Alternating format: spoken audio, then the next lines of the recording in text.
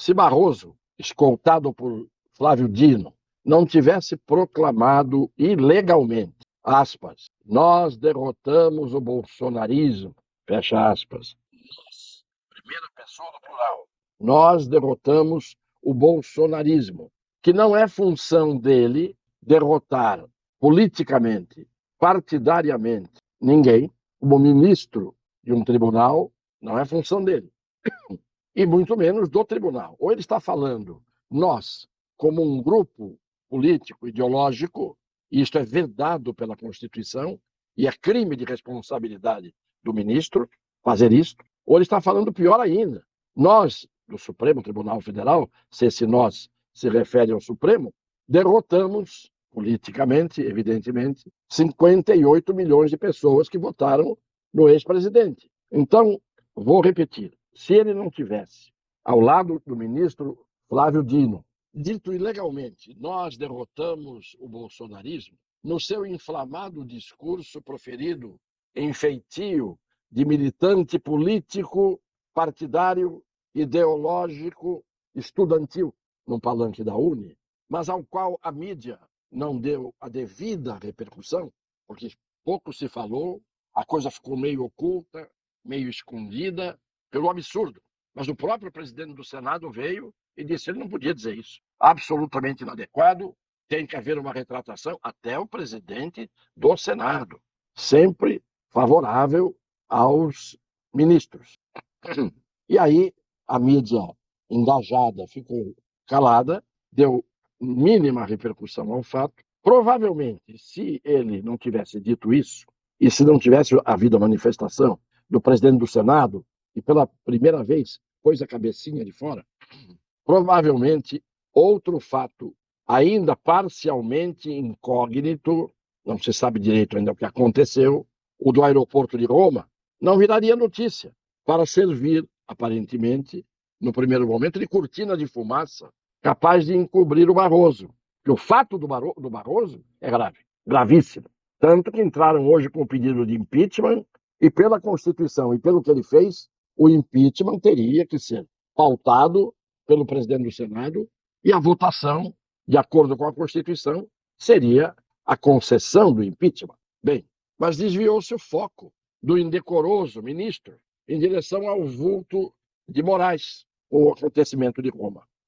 Já se sabe, pela revista Oeste, que a polícia italiana teria dito que há abundantes registros de hostilidades cometidas contra Moraes no aeroporto de Roma, que essas imagens estão sob sigilo, mas virão ao Brasil. Estão para serem entregues às autoridades brasileiras. Eu, pessoalmente, não duvido, nem estranho, porque nós já cansamos de ver hostilidades praticadas contra ministros em Nova York, em Boston, em Portugal.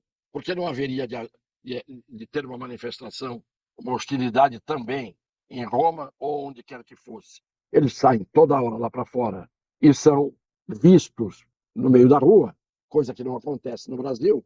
Então, aqueles que têm reclamações a dirigir aos tais ministros, quando têm a oportunidade de fazer isso lá fora, acabam fazendo. Mas eu não vou discutir isso agora. E mais, se o evento do aeroporto não tivesse vindo ao noticiário, como veio, o respeitado jornalista Eduardo Oineg, que é o âncora do Jornal da Band e da Band FM, não teria tido a inspiração, e isto também é gravíssimo, de investigar a narrativa sobre a palestra feita por Moraes no verão da Toscana, em Siena, na Itália. Prestem atenção. Sob os auspícios de uma faculdade privada do estado de Goiás, no Brasil, ela resolve fazer um evento de palestra de brasileiros, entre eles Moraes, numa universidade de Siena, na Itália. Palestrantes brasileiros, auditório de brasileiros lá. Mas, como eu disse, essas manifestações, esses eventos acadêmicos não acontecem no verão europeu. As férias são absolutas, então não há atividade acadêmica, cultural nesses lugares. Aí o Eduardo Oineg foi ver do que se tratava essa palestra que o Moraes teria feito ou fez na Universidade de Siena, programada por uma universidade de Goiás, que ao invés de fazer a palestra em Goiás, fez em Siena, na Itália. Os membros da plateia brasileiros poderiam estar aqui no Brasil assistindo, mas estavam no verão europeu assistindo a palestra lá. Mas o pior, quem patrocinou esta palestra, esse evento, esse fórum lá em Siena? Quem patrocinou? Um cidadão que é dono da universidade privada particular de Goiás, mas aí é que vem, e foi o Eduardo Enélio, jornalista, que trouxe a notícia. Ele é dono também, o dono da Universidade de Goiás, da empresa farmacêutica Vitamedic. A Vitamedic é a fabricante do remédio ivermectina, lembram? Ivermectina fazia parte do kit anti-Covid. Ivermectina, cloroquina, que inclusive foi condenada esta empresa a pagar pela Justiça do Rio Grande do Sul 55 milhões por fake news, por dizer que esses remédios tratariam a Covid. Pois bem, o dono da universidade, que é dono da fabricante do remédio ivermectina, que é componente do tal kit, ele é que foi o patrocinador disto. Ora, essa empresa foi condenada por fake news. O relator do inquérito das fake news é o ministro Moraes. E o ministro Moraes, segundo o jornalista Eduardo Aineg, âncora da Band, jornal da Band, que foi investigar a história da palestra, informou que ele, apesar de ser Moraes, o relator do inquérito das fake news, e essa empresa foi condenada no Rio Grande do Sul a 55 milhões por fake news, ele vai a Siena, faz uma palestra promovida pela Universidade de Goiás, cujo dono é o dono da empresa que fabrica essa droga, que foi condenada por fake news. Isto é gravíssimo. No verão europeu, como eu disse, não se produzem atividades acadêmicas, salvo as destinadas a camuflar os amantes do turismo mediterrâneo.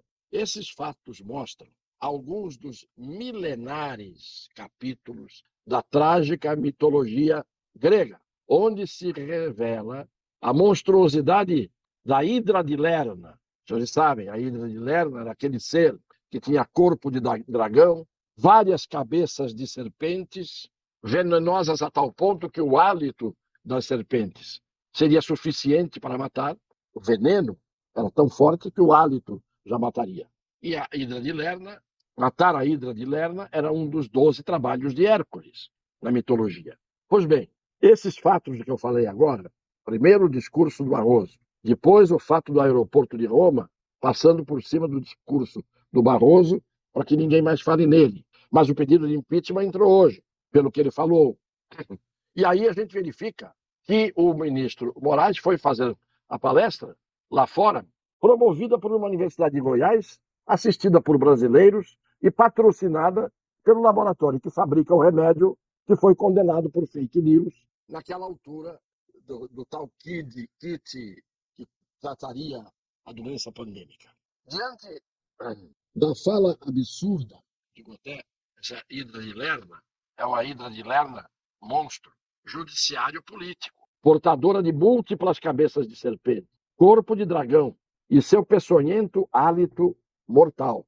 Nascida a Hidra no habitat natural do despotismo e sempre pronta a alimentar-se de quem pensa e fala contra sua morbidez, contra aquilo como ela é, e é pronta a devorar até as partes sadias do seu próprio físico monstruoso. Diante da fala absurda de Barroso, um pedido de impeachment empina o pescoço, foi feito hoje, empinou o pescoço, esse pedido de impeachment, e deitou no vão da guilhotina à espera de ser ceifado o pescoço por Rodrigo Pacheco, o atual carrasco de plantão.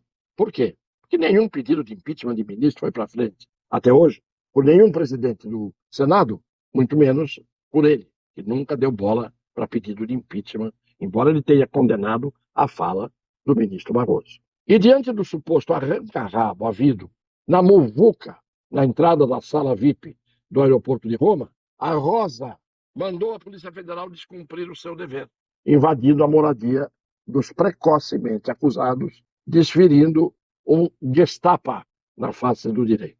Gestapo, entre aspas. E as imagens das câmeras chegam ou não chegam? Vamos vê-las ou não?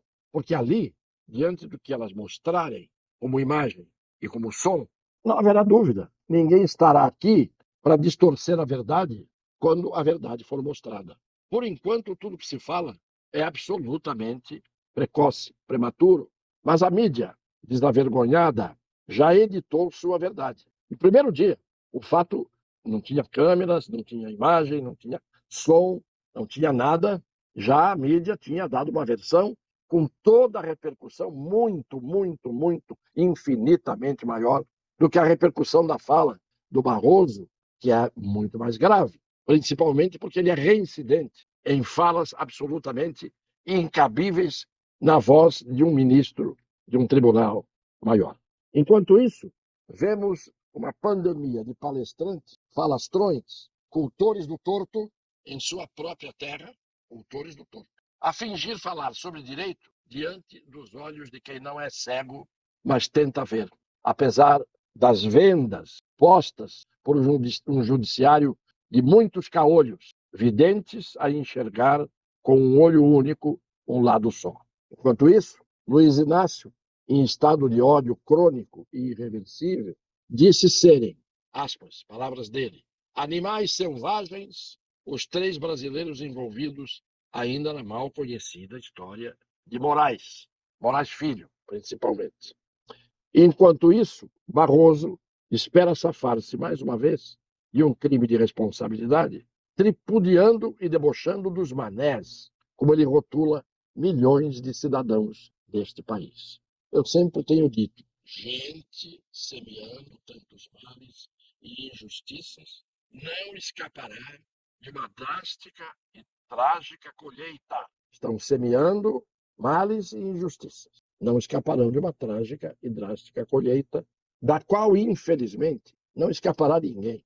Também não estarão livres as suas vítimas, desses que semeiam ódio, males e injustiças. As suas vítimas também não estarão livres, e são pessoas de bem. É o que eu tinha a dizer hoje, esperando os desdobramentos dos fatos para ver o que a Itália nos mostra, e seja o que for, nós falaremos aqui de acordo com o direito, de acordo com o que é justo, de acordo com o que é certo, que é o que fazemos aqui. E aguardaremos a tramitação do impeachment pedido, num caso clássico de concessão do impeachment, diante de todo o retrospecto da atitude do Barroso e da última manifestação dele, que está claramente definida pela Constituição como um caso de decretação de impeachment. E, além de tudo, o senhor Luiz Inácio, que não consegue se livrar do ódio que ele destila a cada manifestação dele, ao invés de tentar, como prometeu,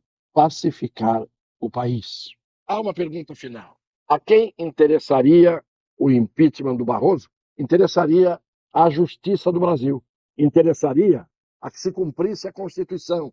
Interessaria a que nós trilhássemos o caminho do cumprimento das leis. Interessaria a que juízes, principalmente os graduados e graúdos, não se pusessem a fazer política partidária, o que é vedado pela Constituição, e por causa disso o impeachment tem que acontecer. Agora, além disso, pode ser até que também o impeachment do Barroso, desta vez, passe por uma razão. É mais uma vaga que fica no Supremo aberta. E o Flávio Dino quer uma vaga para ele. E o Rodrigo Pacheco também quer uma vaga para ele. Como a Rosa sai em outubro, e há 2 figuras que podem ser contentadas com isso. Um beijo no coração das pessoas de boa fé.